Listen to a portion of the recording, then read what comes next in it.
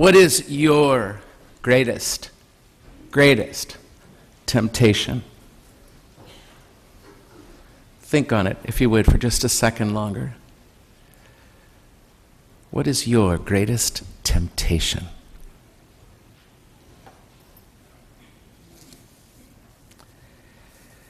I dare say your greatest temptation is also mine. And it's also the greatest temptation of everybody around you. Remember that you are dust, and to dust you will return. With those words, the Universal Church begins Lent every year. They are not easy words to hear because they remind us in no uncertain terms that we are mortal, that we are mortal,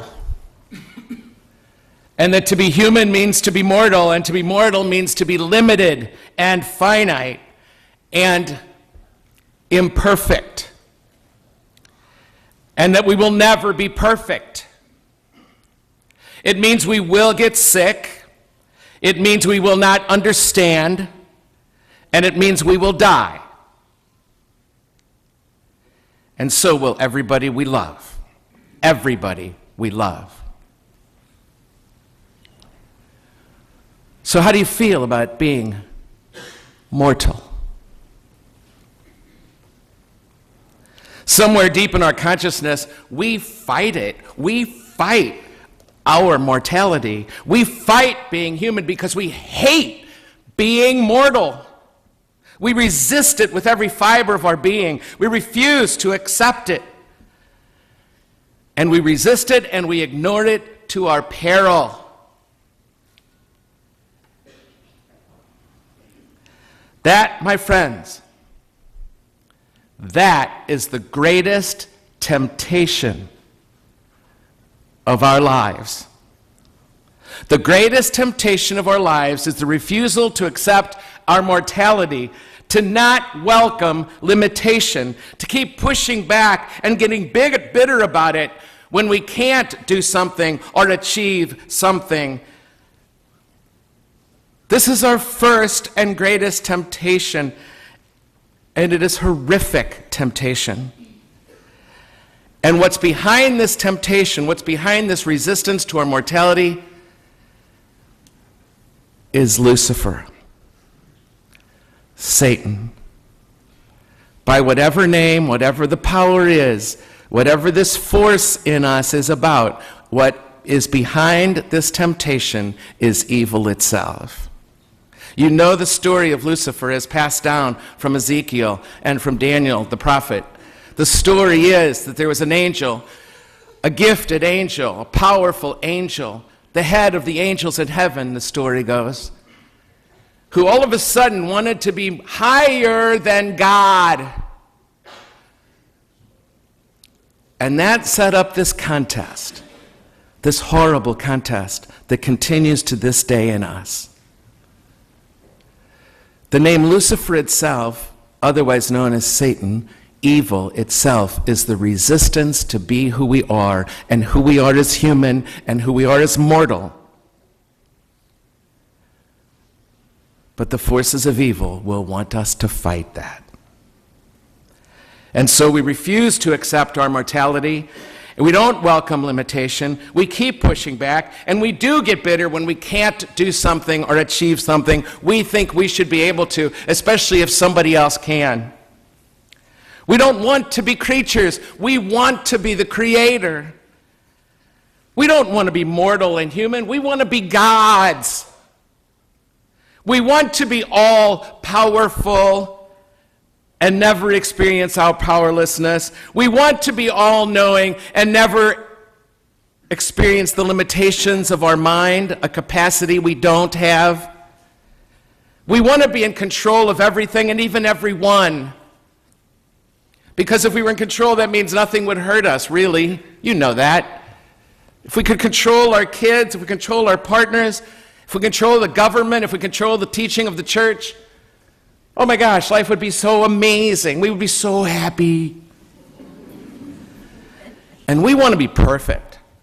We want to be perfect. We don't want to experience our imperfection, and we certainly don't want anybody else to experience our imperfection, because it might just make us look human. You might say that's not true for you and that's not your temptation, but just look at how much you hate it when limitation is put on your life, physical, mental, emotional, because of other people's freedoms and choices and their own mortality. Look at how you respond to that when it happens to you, and tell me that's not your greatest temptation. Oh, mortal.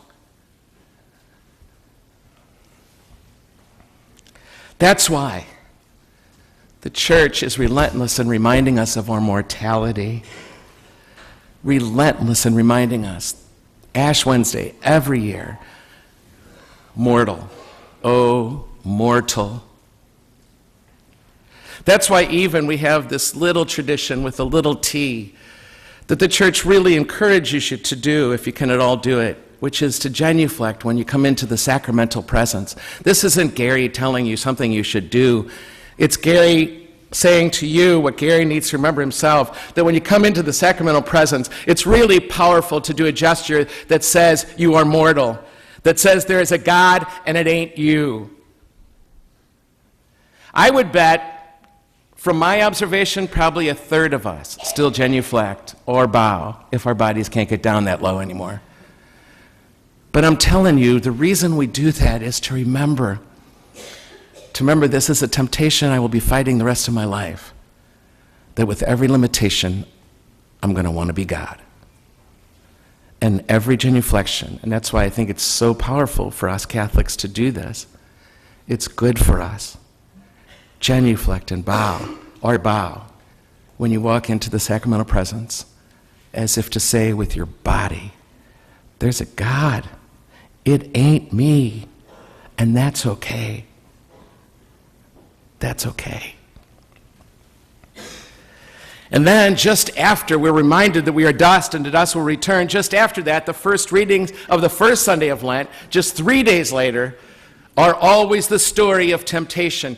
It begins with the story Jesus would have known in his bones, the temptation of Eve. The temptation of Eve was her refusal to recognize that she was creature, that she was not God, and the refusal to accept who she was as limited and finite and mortal was what that temptation was all about for Eve. And the temptation of Jesus was exactly the same. The temptation of Eve and the temptation of Eve was exactly the same. The temptation was, as recounted in this gospel, that Jesus was excruciatingly tempted to deny his humanity, a humanity the Son of God freely accepted, limited, chose limitation to show us something about limitation. That's another homily for another day. But he freely chose to be human, but the temptation was always to take it back. The temptation was to get all powerful again and become God again. He was fighting the devil, evil that lurked behind this temptation, who wanted him to give in and decide not to be human anymore, not to be mortal, to reject the limitations of his mortality. As Matthew records those temptations, every one of those temptations was a temptation to deny and refuse to accept limitation, human limitation, his mortality. The first humans succumbed to the temptation. They kept wanting to play God. They rejected who they were created to be. They rejected it outright, and they became miserable. And the rest of the story you just heard was how miserable humanity becomes when we don't get past this temptation. They rejected who they were created to be. The test was real. Temptation is based in the word test. And lead us not into temptation. Lead us not to the test of whether or not we're going to accept our mortality or not. Jesus said no. to the temptation. But it wasn't an easy no. He had to say it over and over again in that desert place, over and over again. And he mustered the strength and the determination because he was a good Jew who knew from his study of his scripture that the most fundamental temptation will always be to deny our mortality and want to be a god. Even though we don't use those words, we wouldn't want to admit it, but that's the truth. I have a good friend who's in his mid-20s. He is a graduate student, and he's not here. We got together not too long ago. He was agitated. He was upset. It's the worst emotional state I've ever seen him in, actually. He was angry as hell. He was bitter and terribly lonely.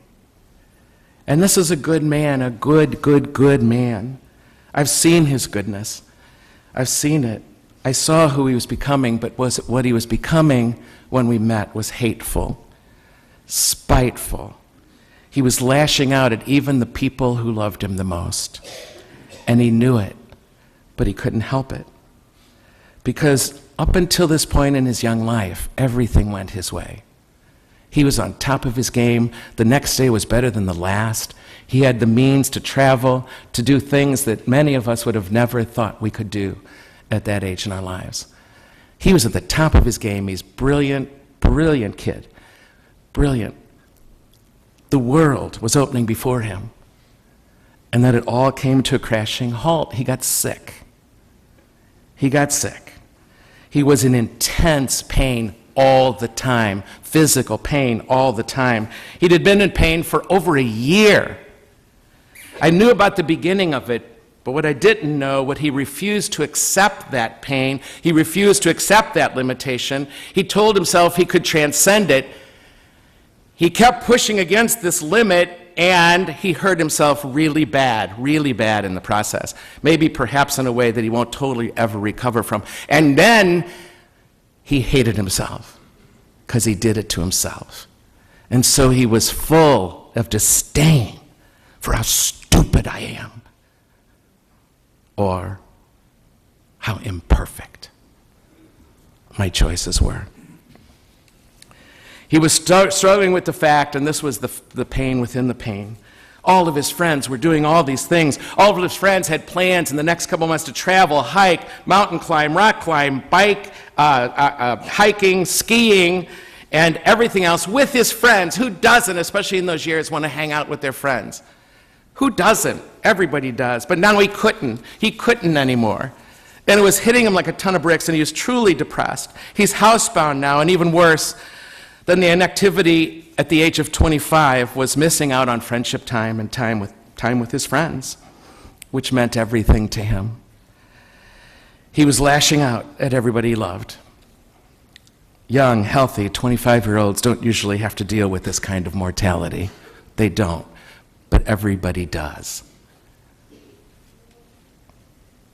Up until that moment, there was no stopping him. But this really sucked. And it threw him into a depression, like I said, into this darkness that I had never seen in him. This is also a temptation for us older folks that we have to face if we don't want to die bitter. It's just that in the second half of life, while we may be able to avoid it for longer periods of time on the front of 40 years old, on the back, if you're there with me, you know that limitations surface more and more frequently. And you start to bury people that you love more and more. And you go to more and more doctors, and they find more and more things to worry about. And avoiding limitation is less possible than when we were 25. But nevertheless, it's as hard for us as it is for him. As my young friend was recounting all this, I know he was standing.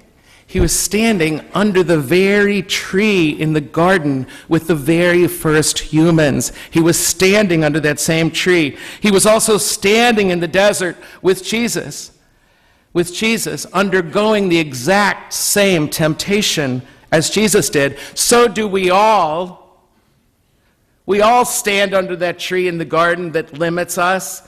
We all stand in the desert tempted to not embrace who we are. I'm telling you that the greatest temptation of our lives is to refuse our humanity, to refuse our mortality, to refuse our limitation and finiteness and imperfection, to refuse it because we hate it.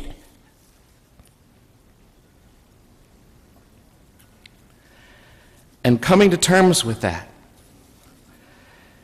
is what every recovering person from any addiction has had to do in their day.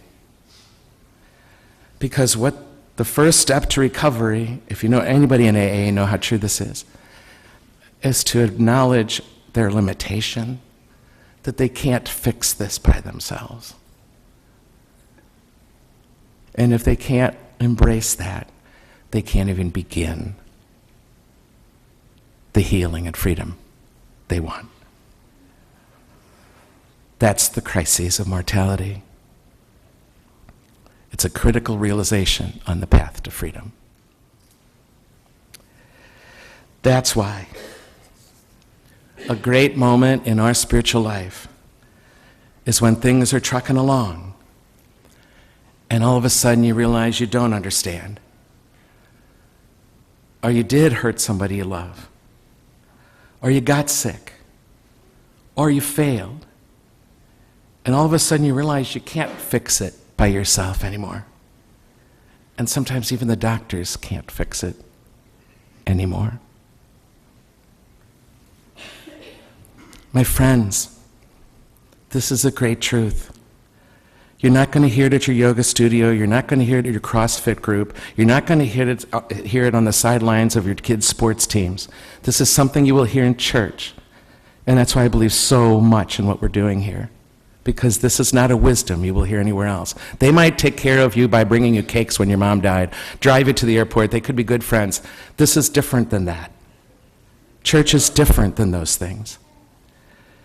The more limits we encounter and welcome, the closer we get to God, because each limit strips us of the illusion that we are God's. So in that very experience of limitation, we recognize God like never before, at a level never before realized, for who God is and who I'm not, and that I'm not God. And every time I hit an experience of limitation, it's a lesson in humility. And humility is the same root word as the word human.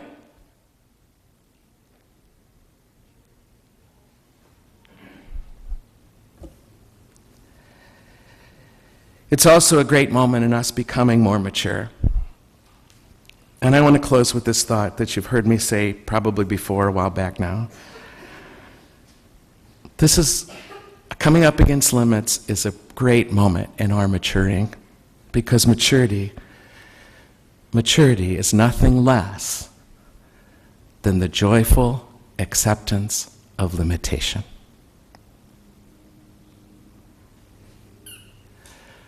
Maturity is the joyful acceptance of limitation, not resigned, not bitter, not begrudging, but joyful acceptance of limitation.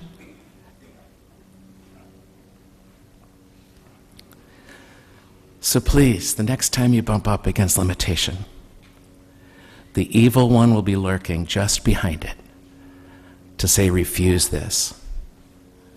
Don't embrace it. Fight it. But when you realize that you're only capable of this much, and so is that person you love, they're only capable of this much, welcome it. Welcome the limitation you just experienced, whether it's from outside of you or inside of you. Welcome it. It's telling you who you are and who you're not. And you dare not forget it, because anything less will make you miserable. Because it's not who you are. You are human. You are a creature. You are mortal. You are dust. You are not the creator. You are the created. And when God looked at you, you whom God created, God said to you, O mortal, you are so good. This is how I love you. Can you love yourself like this with me? Human is who you are. O mortal.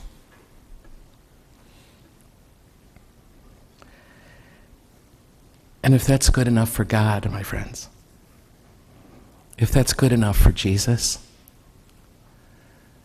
if it's something my young friend can learn at the threshold of the rest of his life, it darn well better be good enough for us too. Anything else is temptation.